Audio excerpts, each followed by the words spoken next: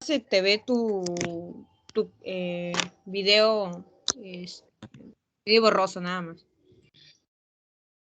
Ok, gracias. Igual me avisan, chicos. Bueno, chicas, bueno, el día de hoy vamos a hablar sobre todo lo que es el sistema de regulación de agua corporal y electrolitos. Hola, Ellen. Bueno, vamos a comenzar, chicas. Primero vamos a ver todo lo que es el balance hídrico, ¿sí?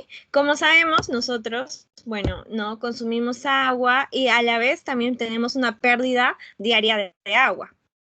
Por ejemplo, tenemos que tener en cuenta de que a diario, ¿no? Todas nosotras consumimos cierta cantidad de líquidos y todos estos líquidos ingeridos se cuentan, ¿no? Y que normalmente consumimos es de 2100 mililitros al día. Pero cuando hacemos ejercicio, ¿no? Y sudamos, hay algo que muchas personas creen, ¿no? Que cuando haces ejercicio, mientras más sudas, dicen, no, incluso en los gimnasios, ¿no? Tu trainer te dice, ay, estás perdiendo grasa, pero no, ustedes como estudiantes de medicina tienen que decirle, no, no estoy perdiendo grasa. Lo que estoy sudando es agua y electrolitos. Por eso es importante que cuando hacemos ejercicio nos hidratemos bien. Y al sudar, ¿no? Como que nuestro cuerpo incluso se comienza a activar y nos comienza a dar sed. Entonces, como que aquí durante el ejercicio, como que no se sabe exactamente cuánta es la cantidad de líquidos que ingerimos, ¿no? Obviamente va a aumentar, ¿no? Pero lo normal es de 2100 mililitros al día. También vemos que en el metabolismo, ¿no? En la ingestión, como un aporte, ¿no? Tenemos a 2000 mililitros al día. Y en un total, entonces, de nuestros ingresos, ¿no? La cantidad de agua que tenemos es de 2300. Ya me está saliendo que mi colección está mala. Otra vez. A ver, voy a ir a mi sala. No. Ya. Así, ya acomodé el modem. Bueno. Ya acomodar.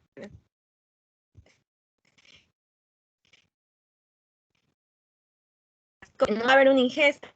Vamos con las pérdidas insensibles a las pérdidas de la piel y de los pulmones, ¿ok? Por ejemplo, cuando lo que normalmente perdemos en la piel es cuando estamos nerviosos, cuando sudamos, ¿no? Pero hay ciertas situaciones, como por ejemplo una quemadura extensa, ¿no? Cuando la intensidad de la evaporación de agua y la pérdida se va a incrementar 10 veces más, chicas.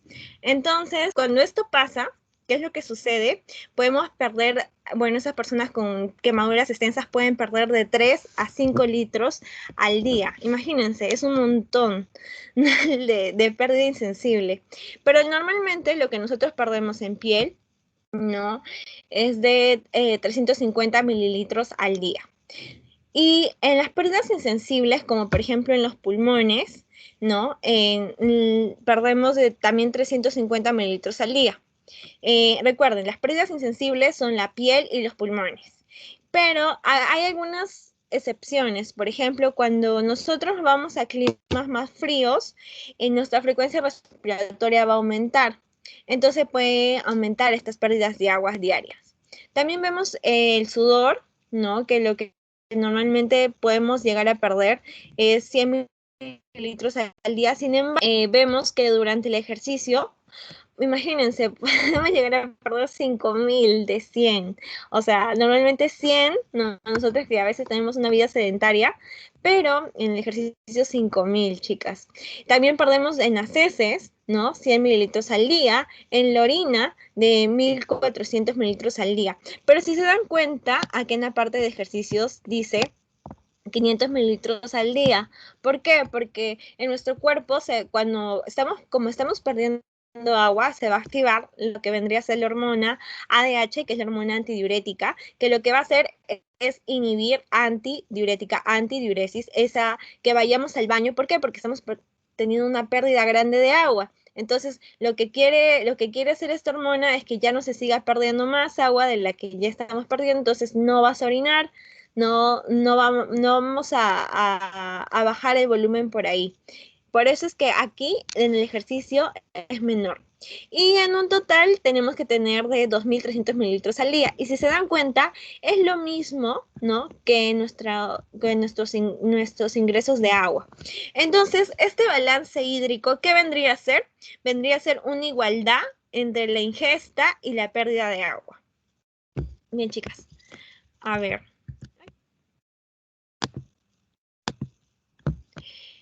Pero como sabemos, ¿no? Como sabemos, ¿se acuerdan del Guyton en fisiología? Hay un total de agua corporal del cuerpo, que es el 60%, ¿no? En nosotros, los adultos, porque, por ejemplo, los bebitos, ellos, tienen más. Pero aquí es como que literalmente nosotros somos más del 50% agua. O sea, necesitamos agua para muchas cosas, muchas funciones biológicas y metabólicas.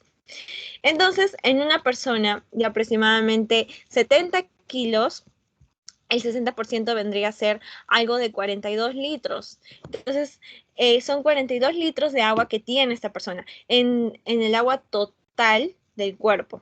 Pero vemos que esta agua se va a dividir en el líquido extracelular y el líquido intracelular, ¿no? Líquido intracelular es que está en la célula y extracelular es que está en el intersticio o está en el intravascular dentro de los vasos sanguíneos. Entonces, ¿cuánto es el porcentaje que hay aquí?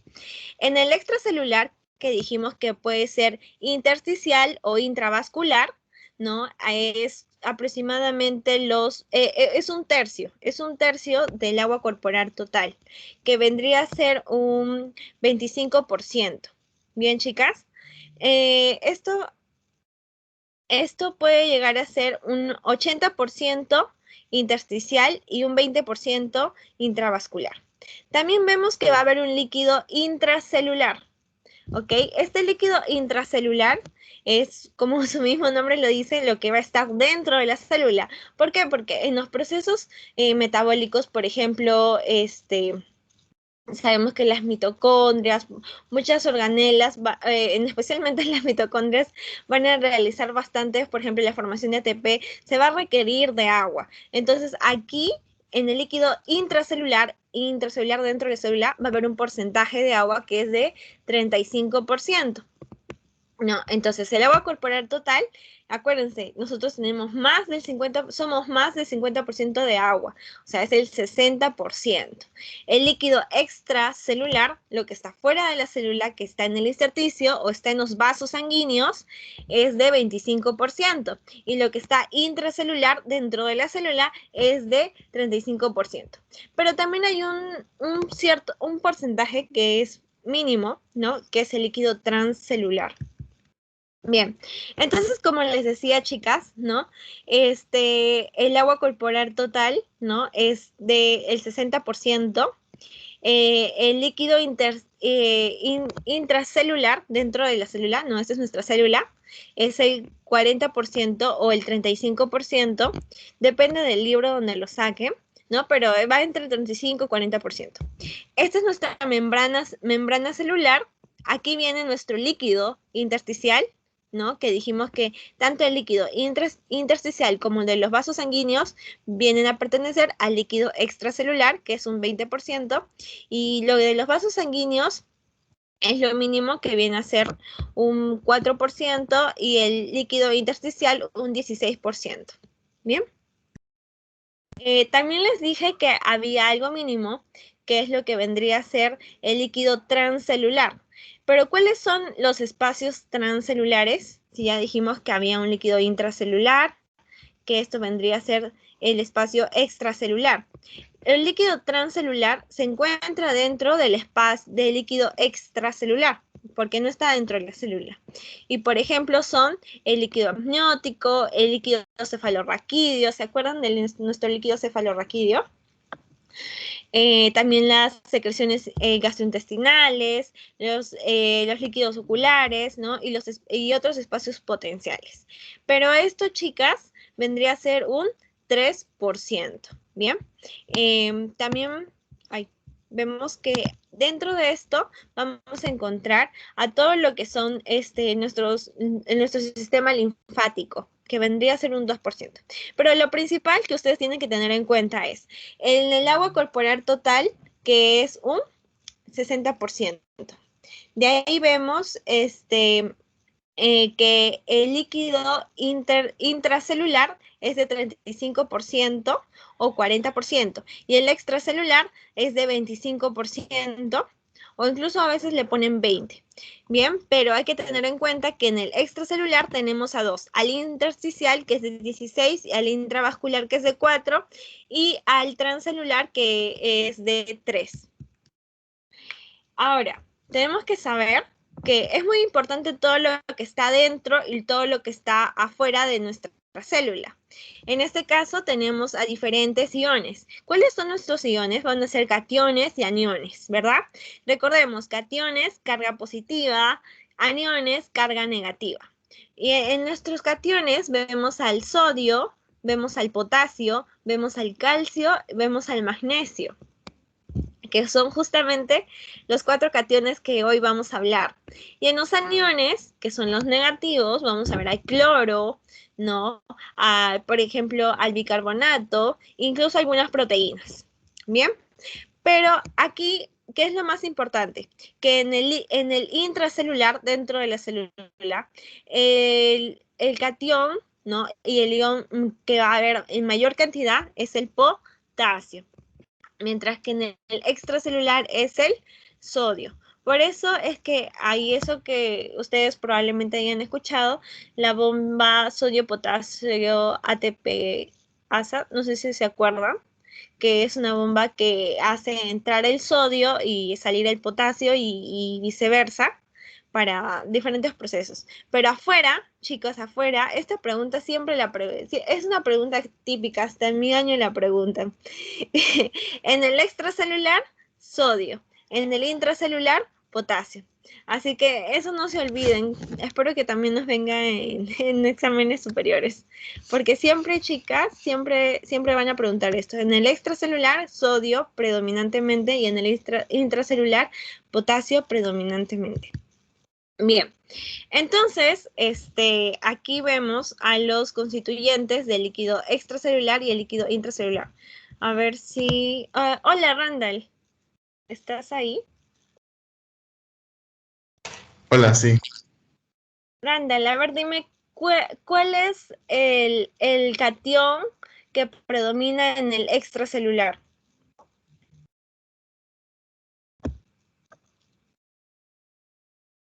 ¿Sodio? Ajá. ¿Y en el intracelular? Potasio. Potasio, muy bien. Muy bien, Randall, sí estás atento. Bueno, a ver, chicas. Chicos, ya son chicos. Ya. El sodio, ¿no?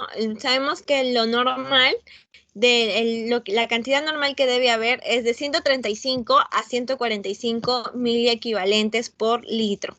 Bien, de glucosa es de 60 a 90, incluso hasta 100 miligramos por decilitro. De urea es de 10 a 50 miligramos por decilitro. Y no sé si ustedes de repente en sus casos clínicos que les han dejado, han visto algo que se llama boom, ¿no? En realidad, ¿cómo es que hallamos este boom? ¿No? Que son abreviaturas, es la urea, ¿no? El porcentaje de la cantidad de urea que tenemos entre 2.14.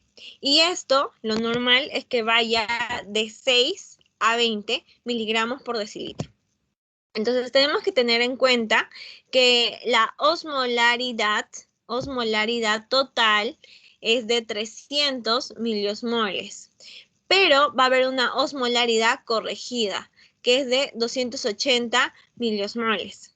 Entonces tenemos que tener en cuenta que va a haber ciertas fórmulas para saber cuánto de osmolaridad tiene nuestro paciente. Pero ¿cuáles son estas fórmulas? Son 2 veces el doble, ¿no? del sodio más la glucosa más la urea. Pero va a haber una fórmula, porque la corrigieron, que es 2 veces el sodio más la glucosa entre 18 más la urea entre 5.6.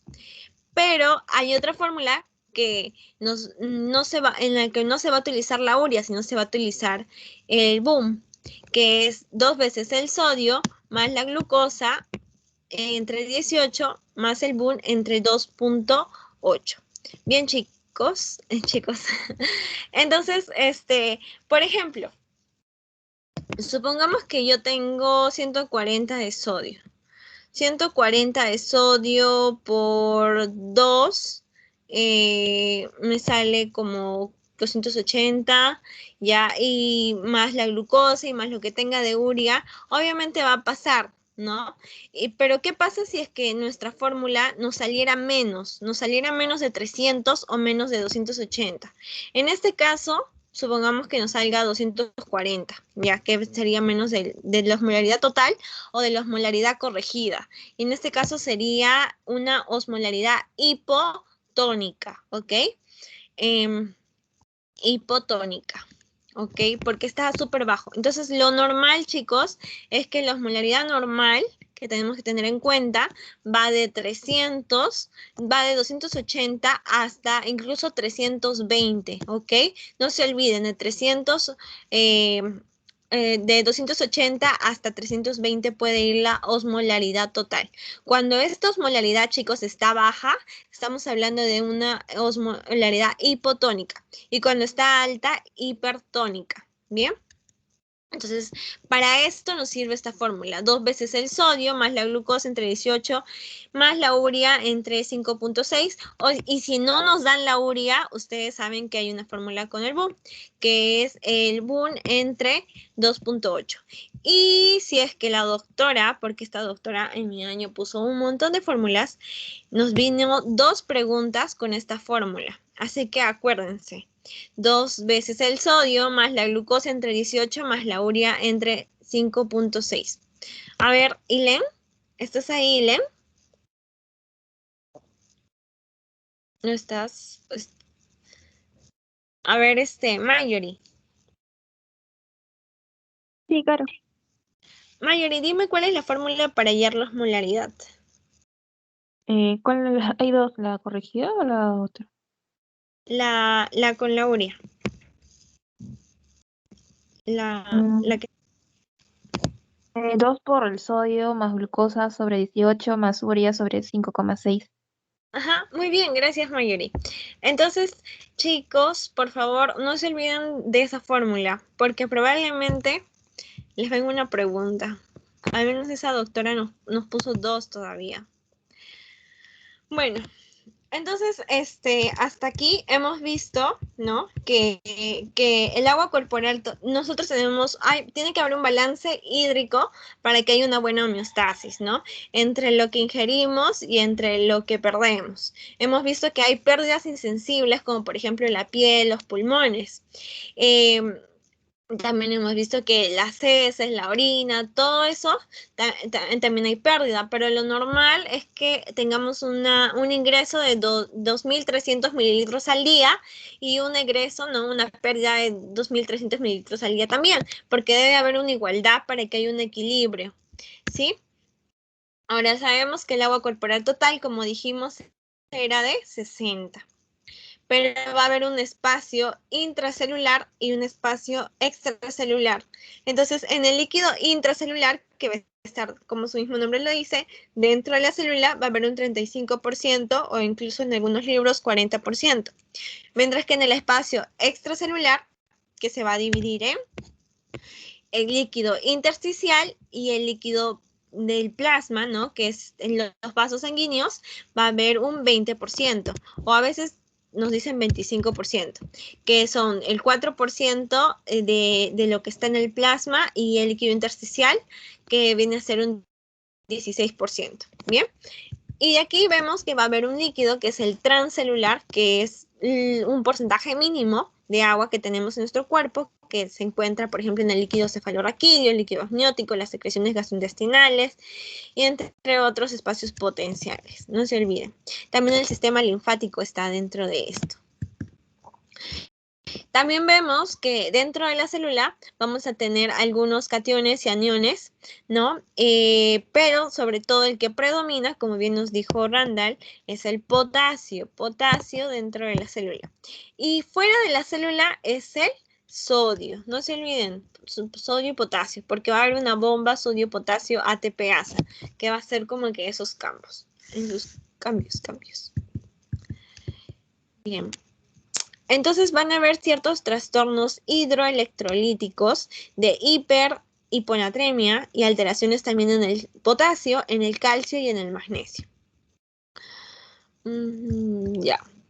A ver, antes de hablar de esto, quiero decirles que ¿alguno de ustedes ha tomado, no sé si alguno de ustedes habrá tomado esas bebidas, ¿cómo se llamaba? Gatorade. Seguramente alguno de ustedes ha tomado Gatorade. Bueno, esas bebidas supuestamente dice que tienen electrolitos y realmente son muy buenas porque cuando uno hace ejercicio, como que tiene ciertas pérdidas que necesitan como que reponerse y a veces el agua de por sí, no, como que no repone todo lo que debería. ¿No? Incluso, pero hay algo en contra de que a veces esas bebidas como que tienen mucha azúcar. Y algunas, no todas. Y hay otras marcas, no solamente Gatorade. Pero bueno, siempre es importante, incluso cuando, no sé si ustedes han visto de repente en su familia o en personas, en sus abuelitos de repente cuando han estado mal, a veces ellos, los abuelitos suelen perder suelen deshidratarse por las diarreas. No solamente no se deshidrata por sudor o eso, no, también por diarreas, o incluso cuando alguien se siente mal, ¿no? Y comienza a vomitar. Entonces, esas pérdidas, hemos visto que las pérdidas no solamente son en la orina, como muchos creen, sino también en las heces. En este caso, por ejemplo, en enfermedades parasitarias, en el cólera, donde las diarreas son abundantes, o las emesis, ¿no? Los vómitos también nos causan ciertas pérdidas, pero no solamente de líquidos, sino también de electrolitos. No solamente eso, sino ciertas alteraciones gastrointestinales. Entonces tenemos que tener en cuenta esto, ¿por qué? Porque hay ciertas enfermedades que nos van a predisponer a alteraciones de iones específicos, como por ejemplo son la hiper y la hiponatremia, la hiper y la hipocalemia, ¿no? Que es con el potasio, igual con el calcio, igual con el magnesio. Pero, ¿por qué es tan importante esto? Ahora lo vamos a ver, chicos. A ver, primero quiero que sepan que el trastorno más frecuente es la hiponatremia, tener el sodio bajo, ¿ok? Entonces, pero ¿cuál es el valor normal del sodio? ¿No? ¿Cuál es el valor normal? Va de 135 a 145. No se olviden, chicos, no se olviden. De 135 a 145. 135 a 145. Entonces, cuando tenemos un sodio menor de 135, estamos hablando de una hiponatremia, ¿ok? Porque el sodio es menor de 135. Entonces, cuando hablamos de una hiponatremia, tenemos que saber que siempre una hiponatremia es hiposmolar, ¿ok? Siempre toda hiponatremia debe ser hiposmolar, debe tener la osmolaridad baja. Pero, ¿qué es lo que pasa? Que cuando esta hiponatremia no es hiposmolar, puede tener la osmolaridad normal o puede tener la osmolaridad alta, se le conoce como una pseudo hiponatremia, ¿ok? O pseudo hipernatremia. Entonces, lo que aquí se va a usar es mannitol. Pero no se olviden que la hiponatremia tiene que tener la osmolaridad baja. Hiponatremia hiposmolar. Entonces, dijimos que la osmolaridad, ¿cuál era el valor? ¿Alguien se acuerda? A ver si están despiertos. El valor normal de la osmolaridad. Melanie, ¿estás ahí? ¿O Jennifer? Jennifer. De 280 a 300. A 300, ¿sí? O 320. Muy bien. Entonces, cuando dijimos que la hiponatremia era hiposmolar, tiene que decir que esta osmolaridad es menor de, como nos dijo muy bien Jennifer, es menor de 280. Bien. Entonces, es hipotónica o verdadera, porque toda hiponatremia es hipoosmolar. Entonces vemos que cuando tenemos que ver cómo está el volumen en el extracelular. Cuando es hipovolémica, el paciente está deshidratado porque hipovolémica, volumen bajo. Normovolémica, el volumen está normal. No hay edemas, no hay deshidratación. Y hipervolémica, acá hay mucho líquido en el espacio intersticial. Entonces hay edemas, ¿ok? Edemas. Entonces, primero vamos a hablar de la hipovolémica, que es cuando nuestro paciente está deshidratado. Puede ser por pérdidas gastrointestinales o por pérdidas renales, chicos. ¿Cómo es una pérdida gastrointestinal? Por las diarreas que les comentaba, ¿no? A veces esas diarreas, ¿no? Que vemos que con un paciente con cólera, una enfermedad parasitaria, entonces está perdiendo no solamente agua, está perdiendo sodio, ¿ok? Por eso está deshidratado. Y un paciente renal, ¿cómo podría ser? Es un paciente que ha consumido que consume diuréticos o que prácticamente los diuréticos hacen que, bueno, uno miccione a cada rato, ¿no? En este caso, las tiazidas son un grupo de diuréticos, ustedes ya chicos conocedores de fármaco, que están llevando, ya saben quiénes son estas tiazidas, especialmente los ancianitos, ¿ok? Los ancianitos tienen estas pérdidas. Bien, vemos, me disculpan un ratito, mi papá me está llamando.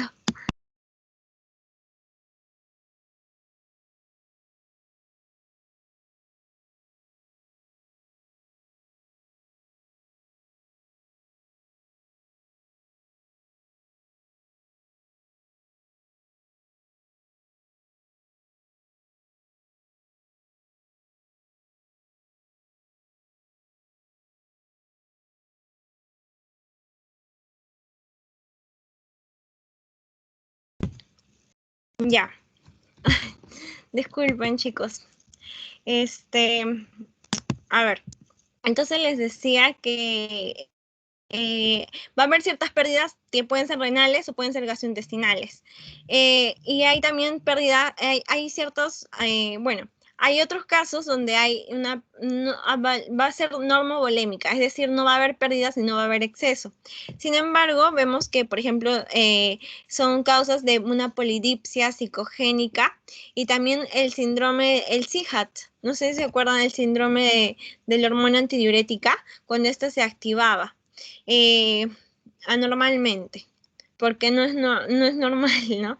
Tenía alteraciones en la hormona antidiurética y también en la hipervolemia cuando tenemos edemas. Ya, pero acá chicos, tenemos que ver si es de causa renal o de causa renal o de otro tipo de causas. Por ejemplo, vemos el sodio urinario. Cuando este es mayor de 20, ¿no? Vemos, por ejemplo, en una enfermedad crónica o en una injuria, ¿no? O incluso en una enfermedad renal aguda, también podemos ver. Pero sin embargo, cuando es producida por edemas y es menor de 20, o sea, el sodio no se está perdiendo en sí, vemos, por ejemplo, en casos de cirrosis. ¿Por qué? Porque ustedes van a ver un paciente que tiene todo el abdomen globuloso por extravasación de líquidos, que se le conoce como ascitis.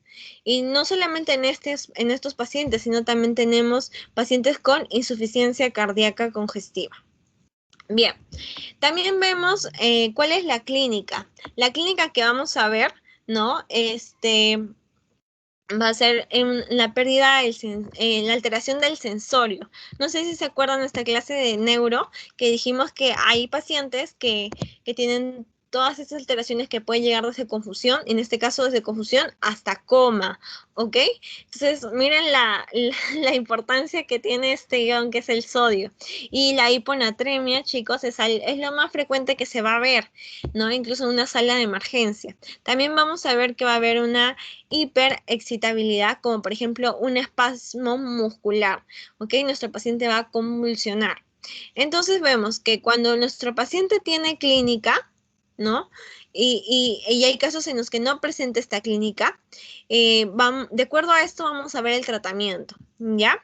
Cuando el paciente no tiene clínica, le vamos a dar una solución hipertónica de sodio, ¿sí? Y si nuestro paciente está en ese grupo de hipovolemia, lo que vamos a hacer es hidratarlo. Bien, pero cuando nuestro paciente ya tiene esta clínica que está con esta confusión o viene con estos espasmos musculares que llegan hasta convulsionar, lo que vamos a ver es primero calcular el déficit. ¿Cuánto es cuánto es la pérdida que ha tenido? Entonces multiplicamos 0.6 por el peso de nuestro paciente, ¿no? Y aquí por, entre paréntesis, el sodio ideal y el sodio real, ¿ok? El sodio ideal que debería tener, que va de 135 a 145, no se olviden chicos, 135 a 145, al sodio real que tiene nuestro paciente. Bien, también vemos el cálculo de la solución hipertónica, que lo que se le va a hacer es darle cloruro de sodio, un cloruro de sodio al 3%. También vemos la velocidad. La velocidad en este caso, en la que se le debe pasar al paciente no debe ser más de 10 milequivalentes al día. Máximo 1 milequivalente por hora. Ok, chicos, pero en realidad el tratamiento, como ven acá, depende si presenta clínica o si no presenta clínica.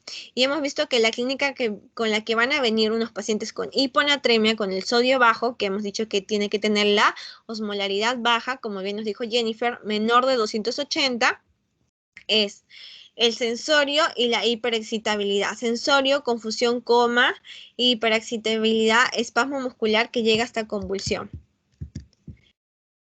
Ay, se me fue el mouse. Uy, no me obedece. Pero así como así como existe la hiponatremia, también va a haber una hipernatremia. Entonces, si dijimos que valor normal, ¿cuál es el valor normal del sodio? A ver, alguien que me diga.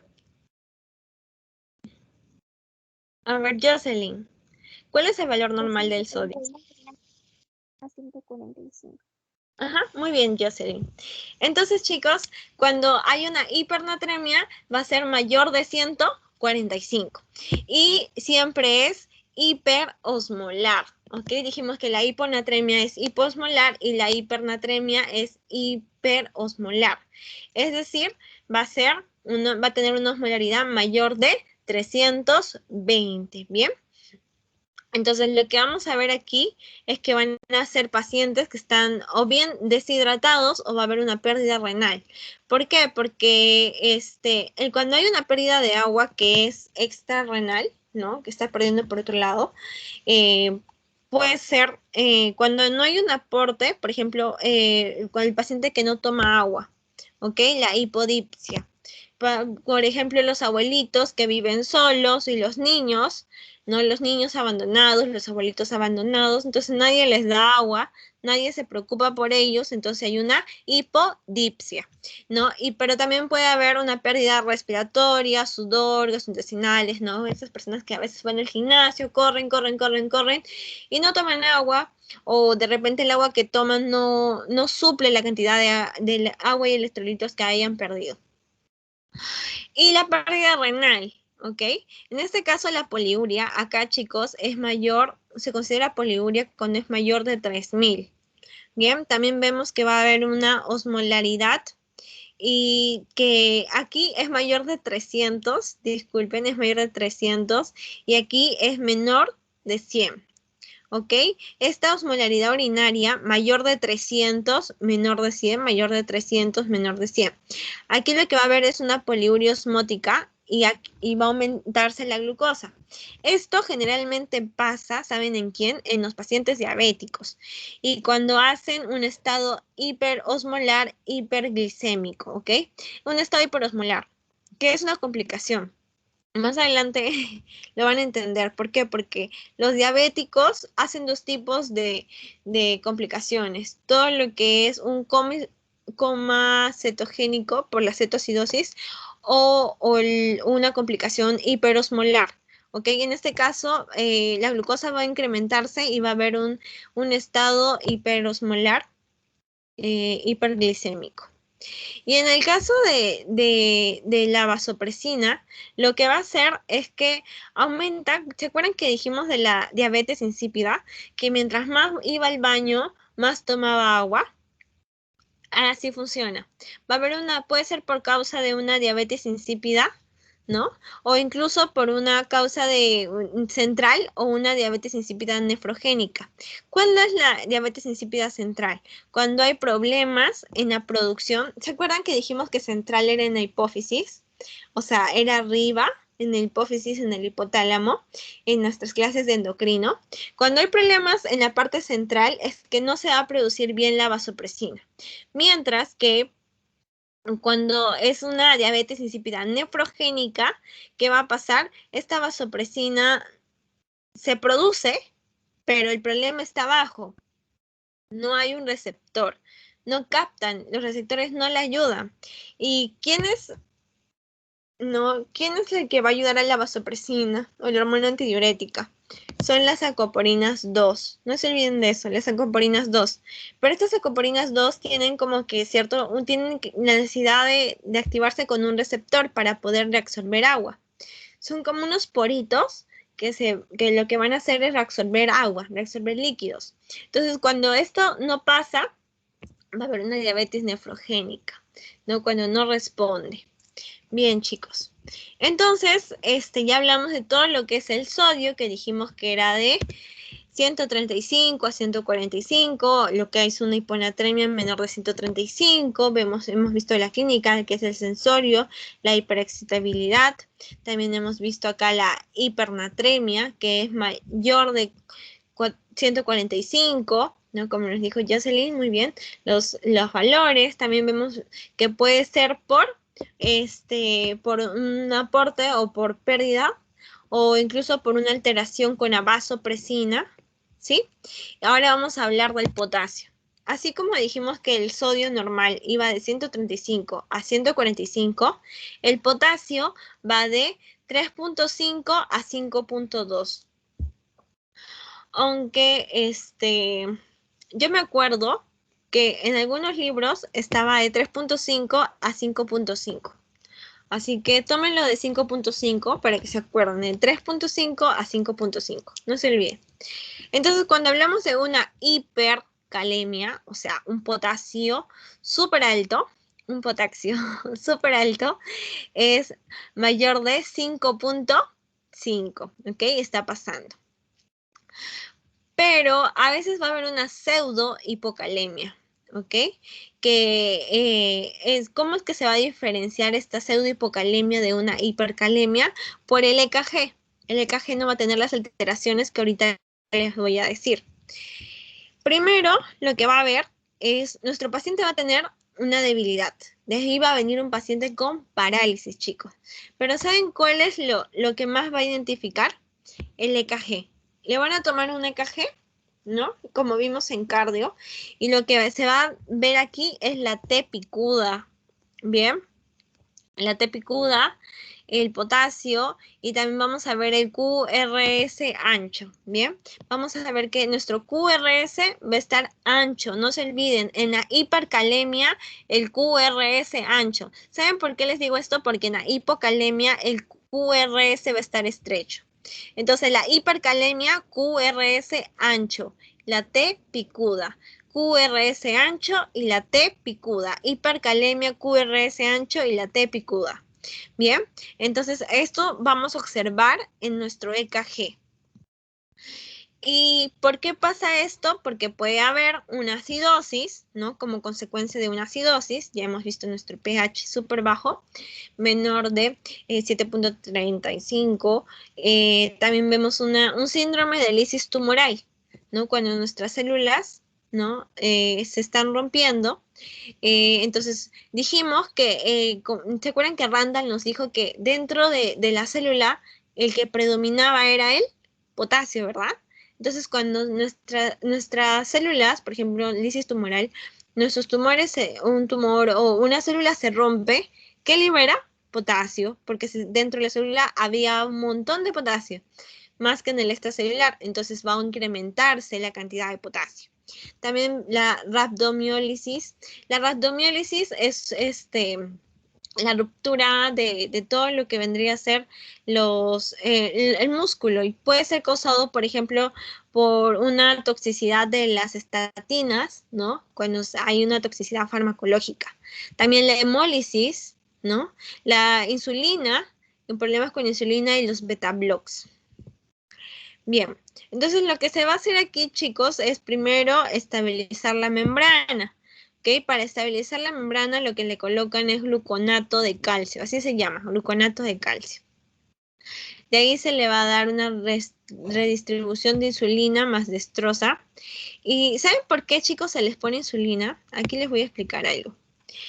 ¿Por qué? Porque, y esto pasa en los pacientes diabéticos, incluso cuando los pacientes diabéticos entran en emergencia, vienen con el potasio, vienen con el potasio súper bajo, ¿ya? ¿Por qué? Porque los pacientes diabéticos usan bastante insulina para su tratamiento. Algunos, pues no, los que sí tienen que usarla. Por ejemplo, la que usan a veces es la insulina regular. Pero en la hipercalemia, ¿por qué les ponen insulina? Porque lo que la insulina va a hacer en el cuerpo, que eso que la hipercalemia no da en los diabéticos, o sea, la hipocalemia es más común en diabéticos por el uso de insulina. ¿Por qué? Porque la insulina lo que va a hacer es que, supongamos que esta es mi célula, ¿ya? Entonces acá van a estar los potasios, nuestros potasios. Entonces, ¿qué es lo que va a hacer la insulina? Va a hacer que todos estos iones se metan dentro de la célula, pasen del extracelular al intracelular. Por eso, en el tratamiento que le vas a poner al paciente es insulina, ¿ok? Y por eso es que va a haber estas alteraciones. ¿Por qué? Porque la insulina hace que el potasio ingrese, ¿bien? Por eso hace que se utiliza para la hipercalemia. Y en la hipocalemia, ¿no? Hemos visto que van a haber calambres, van a haber parálisis, ¿no? Incluso va a haber, no sé si se acuerdan que los calambres cuando le dicen el abuelito o la abuelita, seguramente les han dicho, ay, tienes que comer plátano, hijita, porque te ha dado calambre, porque es falta de potasio. Ya, bueno, tan mal no estaban, porque efectivamente cuando hay hipocalemia dan calambres. ¿Y cuál es el valor normal? Es menor de 3.5. Bien, entonces nos da calambres, nos da parálisis, ¿no? Nos da ilio, ¿no? Que es sobre todo en los niños. Esta parálisis es una parálisis hiporreflexiva, ¿ok? No hay reflejos. También nos da un paro sistólico. Y lo que va a haber es una redistribución, ¿ya? Porque nuestra insulina va a estar súper alta. Entonces, como dijimos que la insulina, ¿qué dijimos? Que la insulina, ¿qué hacía? Metía el potasio dentro de la célula, ¿verdad? Entonces la insulina mete el potasio dentro de la célula, entonces puede ser causada por un aumento de esta insulina. Por ejemplo, en quienes necesitan la insulina, los pacientes diabéticos. También puede ser causada por los beta-2 agonistas o por una alcalosis. Bien, pero también puede ser causada por pérdidas, chicos, por pérdidas, no solamente por redistribución, sino por pérdidas que estemos perdiendo mediante, dijimos, gastrointestinales o renales. ¿Cómo sé que es de origen gastrointestinal y cómo sé que es de origen renal? Lo que vamos a hacer es dosar el potasio en orina. Cuando este potasio en orina es menor de 20, es porque no estamos perdiendo por la orina, entonces tenemos que perder por, por las heces. por ejemplo, un paciente con diarreas. Y nuestro riñón está como que reabsorbiendo bien nuestro potasio. Por eso es que nuestro potasio es menor de 20. Pero cuando es mayor de 20, significa que nuestro riñón no está reabsorbiendo correctamente el potasio. Y esto, ¿cuándo puede ser? Por ejemplo, en el uso de los diuréticos, como les dije. Entonces, el tratamiento es corregir esta redistribución, incluso sobre todo en el tratamiento refractario por la alcalosis o una hipomagnesemia. Bien. Y ahora vamos a hablar del calcio. No sé si se acuerdan que hemos hablado de cómo era toda la fisiopatología del calcio en una clase pasada. Espero que sí se acuerden porque ahora tiene que ver mucho con eso. Dijimos que el calcio, chicos, para que no se olviden, el 90% del calcio va a estar en el hueso, mientras que el 1% va a estar en el plasma y dentro del plasma va a estar el 40% en albúmina. Recuerden que la albúmina va a transportar mucho y recuerden que justamente cuando hay deficiencias de albúmina, nuestro calcio va a bajar. Por eso es que en el calcio no solamente va a haber una fórmula, sino también va a haber una fórmula del calcio corregido. Y esto les va a servir para su seminario, porque seguramente van a utilizar la fórmula del calcio corregido, o sus profesores se los van a preguntar. Bien, entonces vemos que la ingesta diaria, ¿no?, de calcio aproximadamente es de 360 miligramos. Bien, pero de aquí nuestro intestino va a reabsorber 120 miligramos y va a haber una secreción de 20 miligramos. Una excreción fecal diaria de 260 miligramos aproximadamente. Nuestro riñón, chicos, va a filtrar 2.400 miligramos y va a reabsorber 2.300. Entonces, si restamos, ¿cuánto va a ser la excreción urinaria diaria? 100 miligramos, ¿verdad? Entonces, 100 miligramos de excreción urinaria y 260 de excreción fecal al día. Y en nuestro músculo vemos que más o menos hay una prox de 6.600 miligramos. Y en otros tejidos, ¿no?, en los huesos, sobre todo, va a haber de 12.900 miligramos. Bueno, pero estas son cifras. Pero lo que ustedes tienen que acordarse es de lo que nosotros hablamos. ¿Se acuerdan de esto? De la regulación del calcio. Dijimos que en la regulación del calcio, chicos, van a participar diferentes hormonas. Entre estos, por ejemplo, la paratormona, que es la hormona bueno, esta paratormona lo que va a hacer es aumentar el calcio en la sangre. Pero, ¿cómo vamos a aumentar el calcio en la sangre? Por ejemplo, cuando hay una hipocalcemia. ¿Cómo es que esta actúa? Lo que va a hacer es que haya una ¿cómo podría decirlo? Ya, reabsorción ósea, ¿sí? Entonces, lo que va a hacer es que va a sacar calcio de nuestros huesos.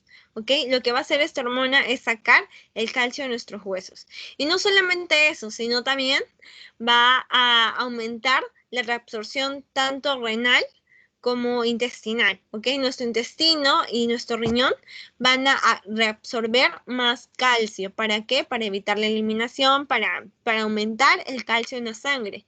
Va a sacar calcio del hueso y también va, como les dije, va a sacar calcio del hueso, que es uno de los más importantes, y va a participar en la formación de la vitamina D.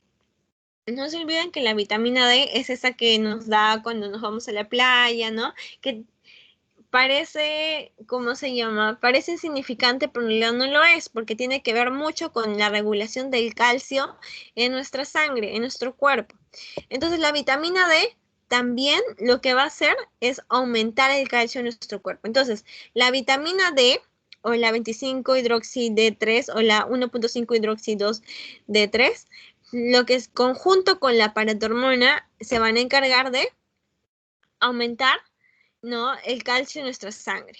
Mientras que la calcitonina y el factor de crecimiento fibroblástico 23, lo que van a hacer es disminuir, ¿ok, chicos? Disminuir el calcio en sangre. Entonces, paratormona y vitamina D3 son las buenas, para que se acuerden, son las que van a aumentar el calcio en la sangre. Ojo que eso no siempre es bueno, ¿ah? Porque hay patologías, pero para que se acuerden, son las positivas las que van a aumentar. Mientras que las villanas, las que van a disminuir el calcio, son la calcitonina y el factor de crecimiento fibroblástico 23. ¿Okay? ¿Y cómo es que disminuye? La calcitonina inhibe la reabsorción tanto en el riñón como en el intestino. Es decir, hace que haya más pérdidas de calcio, mientras que la paratormona al revés, no solamente hace la reabsorción del hueso, sino también aumenta la resorción del hueso. La paratormona aumenta la reabsorción del intestino y del riñón. Bien, entonces vemos que van a haber ciertos valores. Entre esos valores va a haber un valor de calcio total que va de 8.5 a 10.5. Pero este calcio total, chicos, tiene que ver con la albúmina. Es muy dependiente de la albúmina. O sea que si mi albúmina está baja, mi calcio va a salir bajo. Y si mi albúmina está alta, de la misma manera. Entonces, como que este calcio total no siempre es bueno. Y qué es lo que, y justamente con esto podemos corregir. Por ejemplo, el calcio corregido, esta fórmula que es el calcio más, entre paréntesis, 4 menos la albúmina por 0.8. ¿Por qué? Porque este calcio total depende mucho de cómo está la albúmina en nuestro paciente. Mientras que este es el calcio iónico, ¿ok? Los valores normales de calcio iónico, que va de 4.8 a 5.6. Entonces, 4.8 a 5.6 son los valores normales de calcio iónico. Daisy, ¿estás ahí? Daisy. ¿No estás? A ver, seguramente. Hola Daisy. Ya, dime, ¿cuál es el valor normal del calcio iónico? 4.8 a 5.6. Muy bien. Y es 8.5 a 10.5, chicos, es el calcio total. ¿Ok? Pero como les dije, esta fórmula seguramente se la van a pedir en seminario, es el calcio corregido. ¿Por qué? Porque el calcio total es muy dependiente al nivel de albúmina. Entonces lo que hacemos es el calcio más 4 menos el nivel de albúmina por 0.8. Bien, y esto nos va a dar cuál es el verdadero valor del calcio que tenemos. Y esto que muy bien nos dijo Daisy, de 4.8 chicos a 5.6 es el valor del calcio iónico. Bien, este es el valor del calcio urinario. Pero lo que nos van a preguntar es esto. Y no se olviden del calcio corregido. Bien. Entonces, ¿cuáles son las causas de una hipocalcemia cuando nuestro calcio está bajo? Puede ser por un aporte deficiente, ¿sí? O porque, por ejemplo, no se está reabsorbiendo como se debe en el intestino. Y esto, por ejemplo, puede ser en pacientes que tienen desnutrición, en pacientes alcohólicos, sobre todo en nuestros pacientes alcohólicos, chicos, hay una hipocalcemia, ¿ok? Porque recuerden que el intestino reabsorbe los iones. Y enfermedades hepatobiliares. Bien, y hay acá un síndrome, ¿no? Del hueso hambriento. Entonces, el hueso hambriento lo que va a hacer es que disminuya el calcio en la sangre, ¿sí? Es un síndrome. ¿Y cuál es el cuadro clínico? ¿Cómo es que nuestro paciente va a venir? Nuestro paciente va a tener tetania, va a tener espasmo carpopedal, ¿sí? Sobre todo ahí. Va a tener demencia, va a tener psicosis, dermatosis también y convulsiones.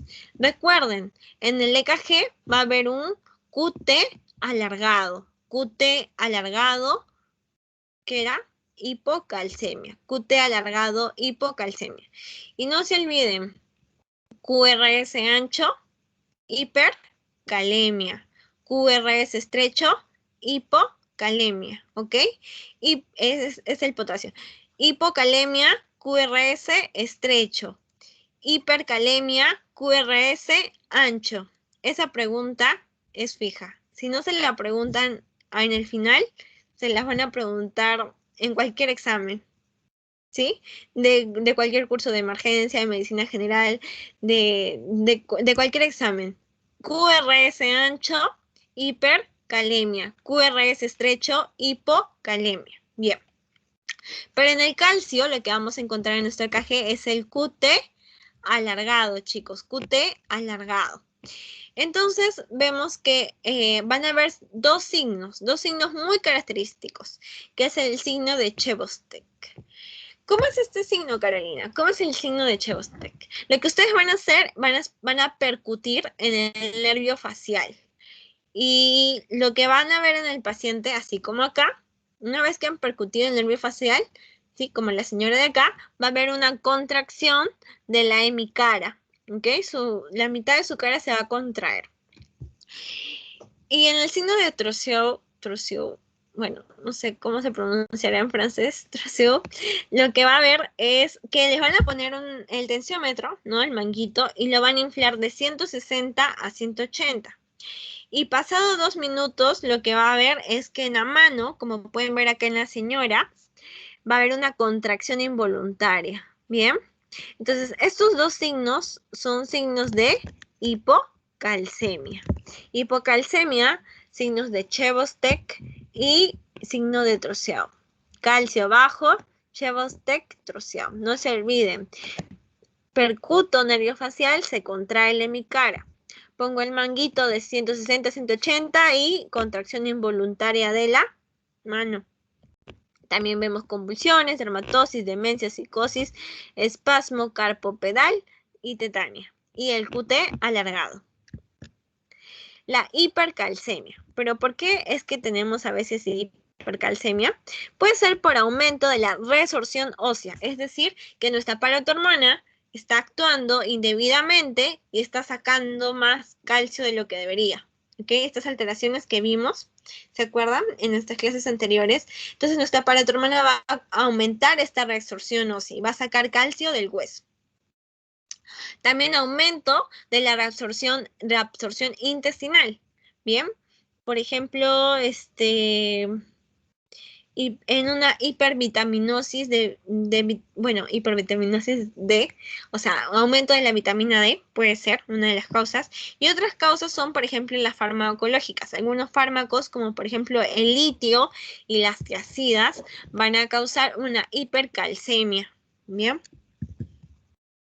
Litio y las tiazidas. ¿Por qué? Porque algunos diuréticos son ahorradores de calcio, ahorradores de potasio, entonces van a causar estas alteraciones. Bien. A ver, dice, el cuadro clínico, chicos, es muy variable. En el riñón va a haber todo lo que es la polidipsia y la poliuria. ¿Por qué? Porque mientras más vayas al baño, más te va a dar sed. Por simplemente un mecanismo de regulación normal del cuerpo. Se parece mucho a lo que vendría a ser a la diabetes insípida, ¿no? ¿Se acuerdan? Que dijimos que ibas al baño, entonces te daba sed. También puede ser en el sistema digestivo por náuseas, vómitos, estreñimiento, óseo y muscular, por ejemplo, una osteoporosis. Vemos que aumenta la paratormona, también va a haber debilidad. En el cerebro va a haber desorientación, letargo, fatiga. En el corazón van a haber arritmias y como les mencionaba, el QT va a ser corto. Bien, entonces miren, en la hipercalcemia el QT corto, mientras que el QT alargado en la hipocalcemia. Hipocalcemia, QT alargado. Hipercalcemia, QT corto, chicos, corto. Y ahí puede presentarse una crisis hipercalcémica. No se olviden, otra vez les voy a repetir, porque esta pregunta, si no les viene en este examen, en algún momento de su vida la van a ver. QRS ancho, hipercalemia. QRS estrecho, hipocalemia. QRS ancho, hipercalemia y QRS estrecho, hipocalemia. QT alargado, hipocalcemia. Chebostek, Trousseau. QT alargado, Chebostek, Trousseau, hipocalcemia. Son signos clásicos. Y QT corto, hipercalcemia. ¿Bien? QT corto, hipercalcemia. No se olviden. Y ahora vamos a hablar del magnesio. El 99% del magnesio está en el intracelular, es decir, el 1% está en el extracelular. También vemos que se encuentra en algunos lugares, por ejemplo en el hueso. Nuestros huesos también tienen un 60% del magnesio, también el 20% está en los músculos, el 60% está libre, pero va a haber el 30% que está ligado a las proteínas. Esto quiere decir que va a suceder lo mismo como el calcio, va a ser dependiente de la albúmina y esto puede alterar sus valores, o sea, cuando nosotros le tomemos. Sin embargo, no hay una fórmula de magnesio corregido. En cambio, en el calcio sí, no se olviden de esta fórmula de calcio corregida, ¿sí? Sobre todo porque la albúmina es la que va a variar. Calcio más, paréntesis, 4 menos albúmina por 0.8. Bien, entonces regresamos a donde estábamos en el magnesio. El magnesio va a participar, recuerden, también está ligado a las proteínas, pero creo que no hay ninguna fórmula de magnesio corregido, pero hay que tener cuidado con eso. Porque si la albúmina está baja, el magnesio también nos va a salir bajo, chicos. El magnesio participa en diversas reacciones enzimáticas, ¿ok? También lo encontramos en los nervios, en los músculos, en los huesos, en el corazón, en el riñón y en el sistema inmune. Y regula el uso de ATP, ¿no? La liberación de acetilcolina y la reabsorción de potasio, ¿bien? La reabsorción de potasio. Los valores normales es que se requieren diariamente entre 350 y 400 miligramos diarios de magnesio. Es lo que requerimos. Y la dieta promedio, ¿no? Que nuestra dieta normal cubre, ¿no? Estos 400 miligramos que requerimos. O sea, en general no es que necesitemos un suplemento de magnesio. Sin embargo, a veces hay, ¿no? No sé si han visto esas pastillitas de... ¿Cómo se llama? Esas pastillitas de vitamina C. También, justo mi mamá tiene por ella. También yo he visto que tiene magnesio. Así que a veces hay como que ciertas,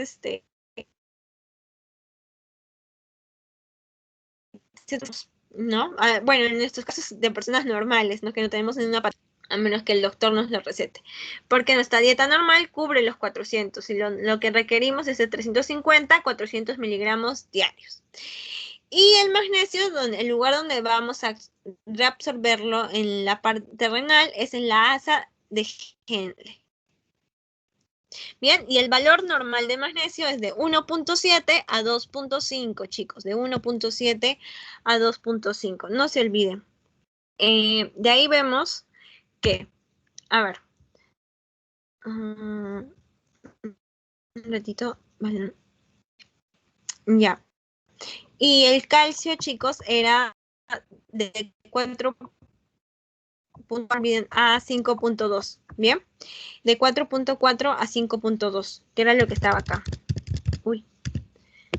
Ya, pero exactos pueden variar, ¿sí? Pero va de 4.4, 4.8 hasta 5.2, 5. Incluso 5.5, me acuerdo que creo que leí en el Gaito, si no me equivoco, pero esto es el valor normal del calcio iónico, ¿bien?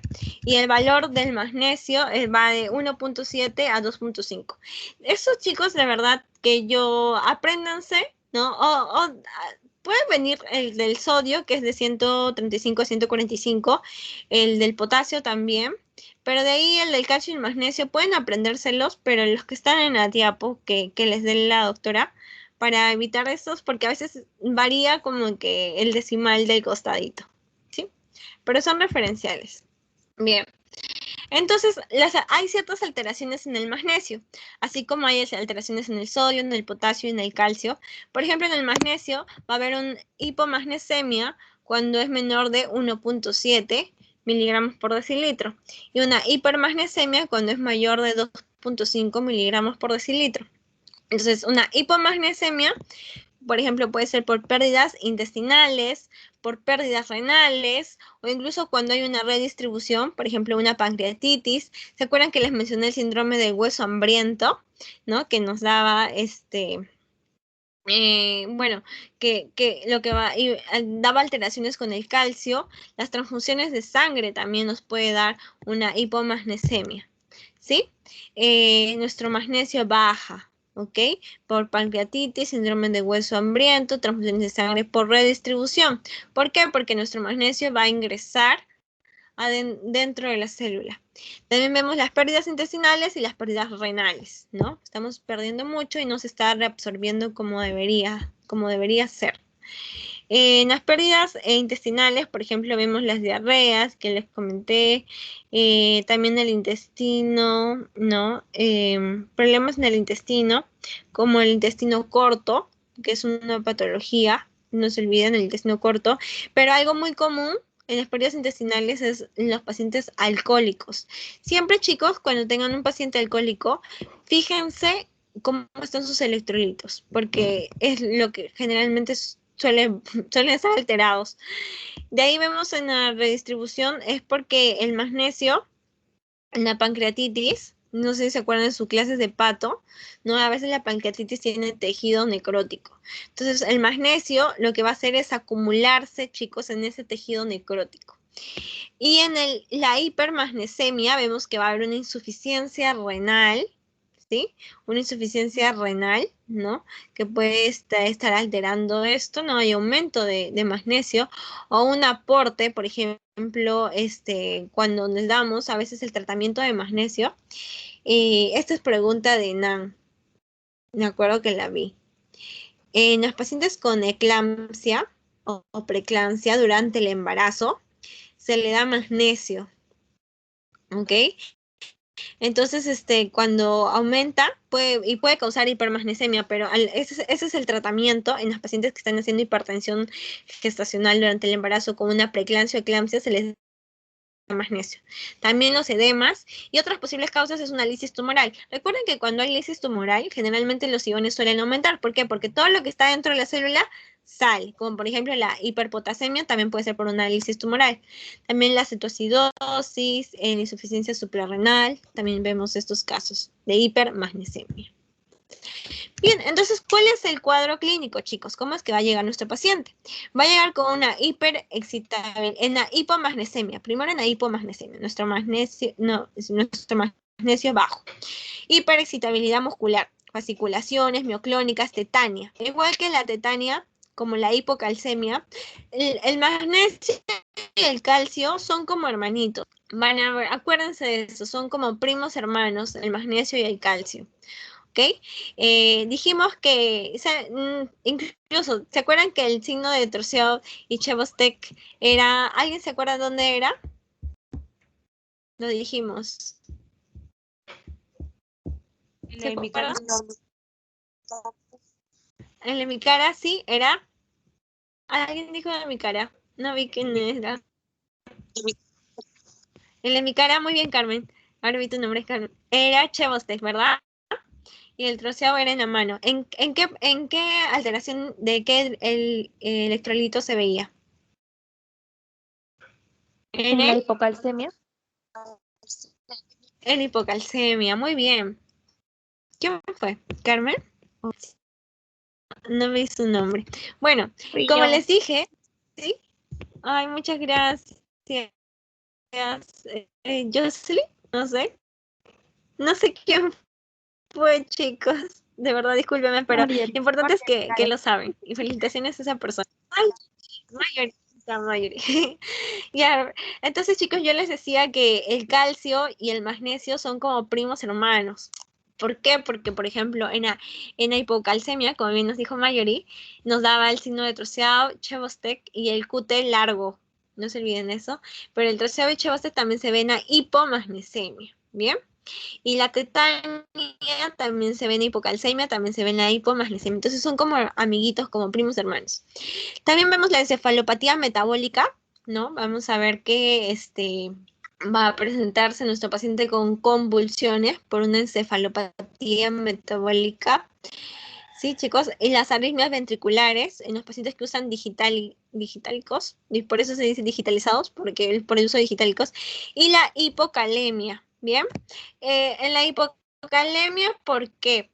Porque la hipomagnesemia también se asocia mucho a la hipocalemia, porque ambos generalmente se encuentran más dentro del... a ver, ¿qué está el dibujito? Uy, ¿dónde está? Ya.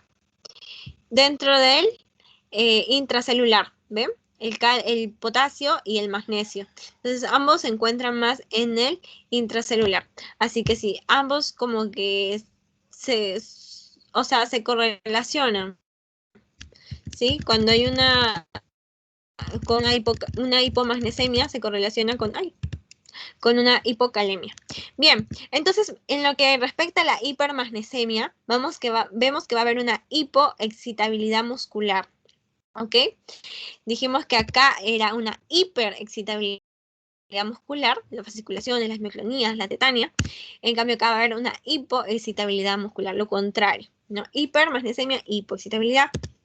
Hipomagnesemia, hiperexcitabilidad. Entonces, ¿qué es lo que va a haber en la hipoexcitabilidad? Va a haber debilidad, ¿no? Como hipo, ¿no? Hipo, bajo, excitabilidad. Disminuye, entonces va a haber debilidad hasta parálisis, como una cuadriplegia. También va a haber una parálisis respiratoria, ¿sí? ¿Por qué? Porque recordemos que en la respiración, como vimos en neuro, también necesitamos nuestros músculos accesorios. Entonces, cuando a veces estos músculos están, porque hay una debilidad muscular, entonces como que no vamos a respirar como deberíamos, ¿no? Nuestro músculo, el diafragma, los intercostales, que son músculos accesorios también son importantes, pero mayormente el diafragma. Entonces va a haber una parálisis respiratoria, va a haber también bradicardia. No se olviden que el corazón hay un músculo miocárdico ahí, entonces va a haber va a disminuirse la contracción, va a haber bloqueo, ¿no? Auriculoventricular completo y va a haber un paro cardíaco. ¿Ok? Puede llegar a un paro cardíaco, chicos. Todo por que disminuye la excitabilidad muscular. También vemos que va a haber una hipotensión arterial, ¿ok? Hipotensión arterial y una midriasis reactiva. Midriasis reactiva. Bien, chicos. He tratado de resumir lo más importante, que creo que no se olvidan los valores. A ver, ¿hay alguna pregunta? ¿No hay ninguna? Entonces yo les voy a preguntar. A ver, ¿cuál es el valor normal del sodio? ¿Alguien se acuerda? A ver, 45 a 145. muy bien. A ver, hola Angie. ¿Cuál es el valor normal del potasio? Abran sus micros, chicos, sin miedo. Sin celulares, chicos. Ya sé que se acuerdan. De 3.5 a 5.5. Bien, a ver. No se olviden, hipercalcemia, hipocalcemia, ¿sí? Hipercalcemia, ¿qué era? Bueno, era... ¿Ah? ¿Carmen? ¿Era QRS8? Ajá. QRS ancho era hipercalemia. Ajá. Ay. Hipercalemia era QRS ancho y hipocalemia era QRS estrecho. Muy bien, no se olviden chicos de eso. Eso es pregunta, pero no sé. Si no se los preguntan al final, se les van a preguntar de cualquier año.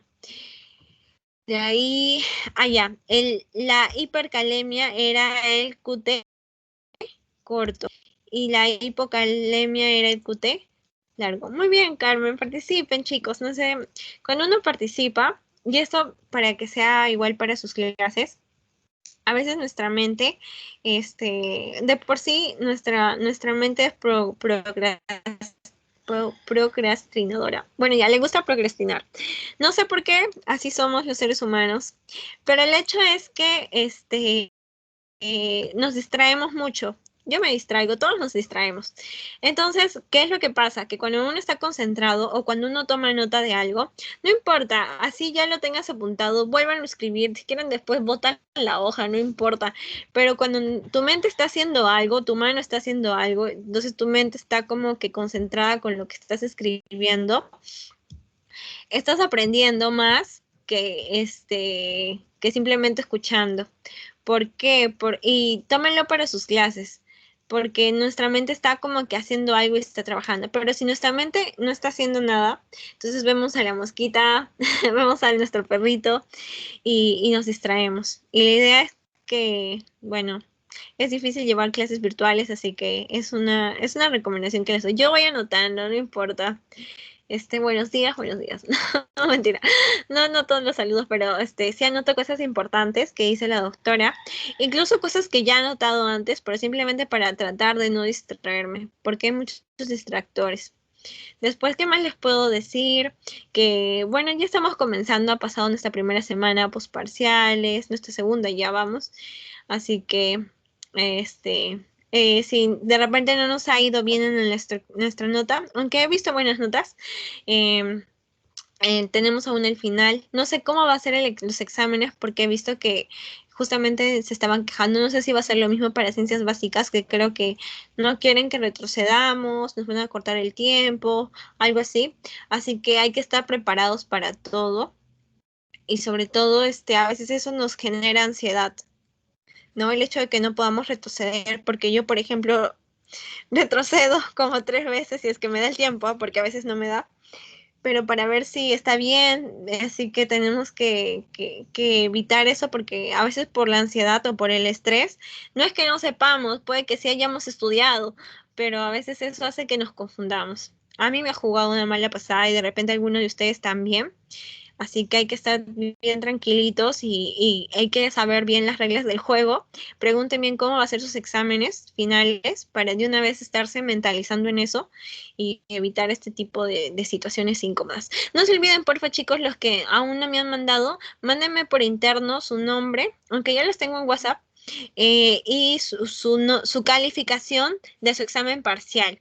Sí, porque me están pidiendo eso para ver cómo es que van y cuál es su progreso. Y yo sé que, Dios mediante, para el final van a subir esas notas. Sí, están altas, pero van a subir más. Mándenmelo por interno, porfis, chicos, los que aún no me lo han mandado. Y ahora sí, disfruten su feriado, lo que queda del feriado.